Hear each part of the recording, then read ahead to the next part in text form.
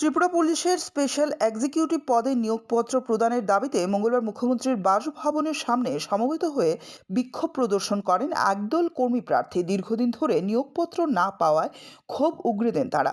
বিক্ষোভ চলাকালীন পরিস্থিতি সামাল দিতে ঘটনাস্থলে মোতায়েন পুলিশ কর্মপ্রার্থীদের বোঝানোর চেষ্টা করে। পরে আইনশৃঙ্খলা পরিস্থিতির অবনতি এড়াতে পুলিশ বিক্ষোভকারীদের গাড়িতে তুলে অন্যত্র নিয়ে যায়। ঘটনাকে কেন্দ্র করে এলাকায় কিছু সময়ের জন্য উত্তেজনা ছড়ালেও পরে পরিস্থিতি নিয়ন্ত্রণে আসে। যাতে অতি সত্বর দিয়ে দেন সরকার, কারণ আমরা আজকে যে আমরা এসেছি, আজকেও আমাদের অনেক কষ্ট হয়েছে আসতে, আমাদেরও সংসার আছে, আমাদেরও মা বাবা আছে বলে আমরা যে সময় নিয়ে আসছি, আমাদের সময়ের মূল্যটা অন্তত দিন আপনারা।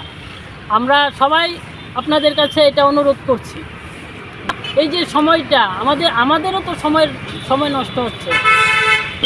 আসলে বেকারত্ব জিনিসটা বেকাররাই ভালো বোঝে। আমরা 2022 সালে কাগজপত্র জমা দিয়েছি, বলেছিল যে হয়ে যাবে, ইতিমধ্যে হয়ে যাবে। আমরা গত বছরও এসেছিলাম, বলেছে যে 1 মাসের মধ্যে হয়ে যাবে, কিন্তু হয়নি। কিন্তু গত বছরের 1 মাসের মধ্যে যেটা হয়ে যাওয়ার কথা ছিল, আজকে 2026 সাল, তারপরেও কোনো রকম আমরা খবর পাচ্ছি না, কোনো রকম অফিসিয়ালি আমরা খবর পাচ্ছি না। আমরা যদি অন্তত পক্ষে জানতে পারতাম যে কত তারিখ নেওয়া হবে, তাহলে কিন্তু আমরা আর আসতে হয় না।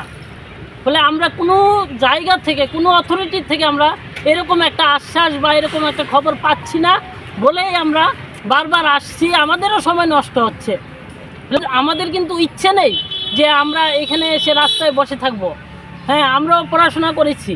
ফলে আপনাদের কাছে, আপনাদের মাধ্যমে সরকারের কাছে একটা এপিল, সরকার যেন আমাদের এই সময়ের মূল্যটা অন্তত দেন। আমাদেরও ঘরে বৃদ্ধ মা বাবা ভাই বোন আছে, আমাদের কাজকর্ম আছে, ফলে আমাদের তো সংসারটা চলতে হয়। ফলে কাজকর্ম ফেলে দিয়ে আজকে এখানে আসছি, আমাদের অন্তত সময়ের মূল্যটা দিন, এই আমাদের বক্তব্য। নিশ্চয়ই এতগুলা কথা যে বললাম, মুখ্যমন্ত্রীর কাছে আমরা বলতে চাই, মাননীয় মুখ্যমন্ত্রী স্যার, আপনি আমাদের এই সময়ের মূল্যটা দিন। ব্যুরো রিপোর্ট, অবিরাম 24x7।